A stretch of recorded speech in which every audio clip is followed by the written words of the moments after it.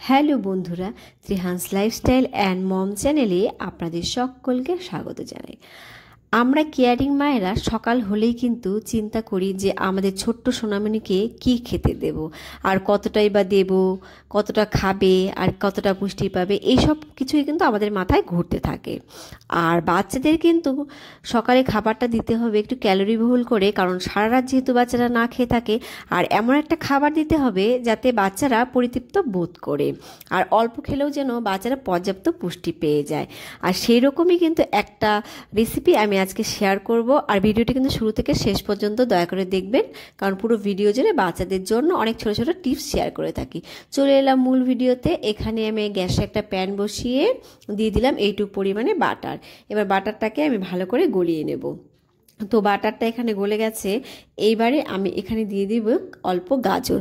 আমি একটা ছোট্ট গাজর 30 মিনিটের মতো নুন জলে ভিজিয়ে রেখেছিলাম। এরপরে ভালো করে ধুয়ে আমি গাজরের খোসাটাও কিন্তু ছাড়িয়ে নিয়েছি, ছাড়িয়ে আমি গ্রেট করে নিয়েছি। এইবারে আমি গাজরগুলোকে হালকা কিন্তু নেড়ে চেড়ে ভেজে নেব, আর খুব বেশি ভাজবো না।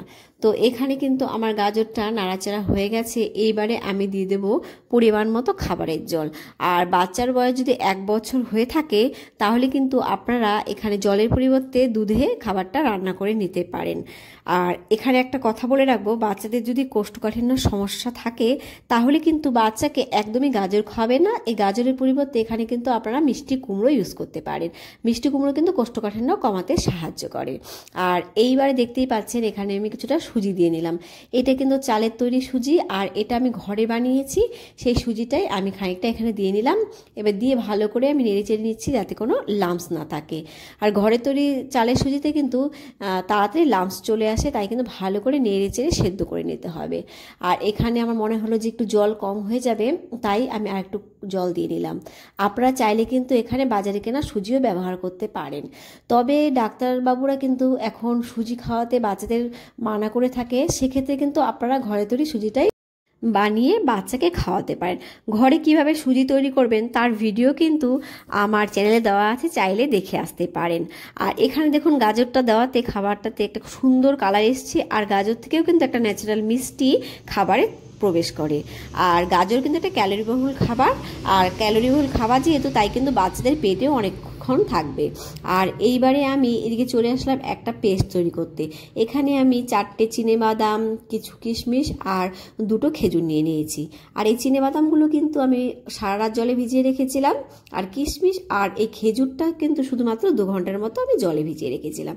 তো এখানে আমার খোসা ছাড়ানো হয়ে গেছে। এবার একটা হামানদিস্তা নিয়ে নিলাম। এই হামানদিস্তার ভেতরে কিন্তু আমি কিশমিশ, চিনেবাদাম আর খেজুরগুলো নিয়ে নেব। নিয়ে কিন্তু আমি ভালো করে একটা পেস্ট তৈরি করে নেব। আর বাচ্চারা যদি চিবিয়ে খেতে না পারে সেক্ষেত্রে কিন্তু আপনারা এগুলো ব্লেন্ডারে দিয়ে একটা পিউরি তৈরি করে নিয়ে আসতে পারেন। চিনেবাদাম কিন্তু দাম কম, কিন্তু পুষ্টি কিন্তু অনেক। এই চিনেবাদামের রয়েছে প্রোটিন, রয়েছে হেলদি ফ্যাট, ভিটামিন, এছাড়াও রয়েছে বিভিন্ন খনিজ, যা কিন্তু শিশুর শারীরিক ও মানসিক বিকাশে সহায়তা করে। আর বাদামে হেলদি ফ্যাট কিন্তু শিশুর মস্তিষ্কের বিকাশে বড় একটা ভূমিকা পালন করে। এছাড়া প্রোটিন কিন্তু শারীরিক বৃদ্ধি ও বিকাশেও সহায়তা করে। তো এখানে কিন্তু আমার পেস্টটা তৈরি হয়ে গেছে। চলে এলাম আমি আমার রান্নায়। আর এখানে কিন্তু আমার সুজি প্রায় 70% মতো সেদ্ধ হয়ে গেছে। আর এই পর্যায়ে কিন্তু আমি অ্যাড করব অল্প গরুর দুধ।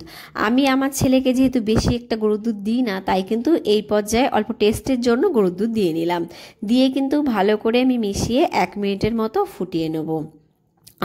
বাদামে কিন্তু ভিটামিন ই এবং ওমেগা 3ও রয়েছে, যা কিন্তু বাচ্চাদের বিকাশে সাহায্য করে। এছাড়া বাচ্চাদের ওজন বাড়াতে, হজম শক্তি বাড়াতেও কিন্তু সাহায্য করে। এছাড়া আমি এখানে ব্যবহার করেছি কিশমিশ। কিশমিশ কিন্তু একটা ক্যালোরিবহুল খাবার, আর এই কিশমিশ কিন্তু খাবারে ব্যবহার করলে বাচ্চাদের ওজন বাড়ে, বাচ্চাদের খাবারটা কিন্তু অনেকক্ষণ পর্যন্ত পেট ভরা থাকে। এইবারে আমি সেই ড্রাই ফ্রুট পেস্টটা দিয়ে নিলাম, দিয়ে ভালো করে নেড়েছে 2-3 মিনিটের মতো ফুটিয়ে নিলাম। আর আমি যে খাবারটা আজকে বানালাম, এই খাবারটা খেলে কিন্তু বাচ্চাদের সকালে 3 থেকে 4 ঘন্টার মতো পেট ভর্তি থাকবে। এর মাঝখানে কিন্তু বাচ্চারা কোনো সময় জ্বালাতন করবে না। আর কিশমিশে কিন্তু fibre, iron, calcium, phosphorus, vitamin A, beta ক্যারোটিনের মতো পুষ্টিগুণগুলো রয়েছে, যা কিন্তু বাচ্চাদের বৃদ্ধি ও বিকাশে সহায়তা করে। গাজরেও কিন্তু অনেক পুষ্টিগুণ রয়েছে, তবে কিন্তু মাত্রাতিরিক্ত গাজর খাওয়া ঠিক নয়। বেশি গাজর খাওয়ালে কিন্তু বাচ্চাদের আরও হিতে বিপরীত সমস্যা হতে পারে। গাজর খেলে কিন্তু বাচ্চার দৃষ্টিশক্তি উন্নত হবে, রোগ প্রতিরোধ ক্ষমতা বৃদ্ধি পাবে, হজম শক্তিও উন্নত হবে, এছাড়া কিন্তু হাড়ও মজবুত হবে। তো দেখুন এখানে কিন্তু আমার খাবারের কালারটা অনেকটাই প্রায় চেঞ্জ হয়ে গেছে, আর আমার খাবারটা কিন্তু এই পর্যায়ে রেডি হয়ে গেছে। এইবারে আমি বাটিতে ঢেলে নেব। আর যেসব বাচ্চারা ফর্মুলা মিল্ক খায়, আপনারা কিন্তু এই পর্যায়ে ফর্মুলা মিল্কটা অ্যাড করতে পারেন। তো দেখতেই পেলেন আমার আজকে ক্যালোরিবহুল একটা পুষ্টিকর খাবার রেডি হয়ে গেল। আপনারা কিন্তু বাচ্চাকে খাইয়ে দেখতে পারেন, এটা কিন্তু বাচ্চারা খুব ভালো খাবে। আর আমার ছেলেও কিন্তু এই খাবারটা খুবই পছন্দ করে, আর আমি কিন্তু এটা মাঝে মধ্যে দিয়ে থাকি। আজকের ভিডিও এই পর্যন্তই। দেখা হবে নেক্সট ভিডিওতে বাচ্চাদের আরও মজাদার রেসিপি নিয়ে। ভালো থাকবেন, বাচ্চাদের ভালো রাখবেন। Bye bye.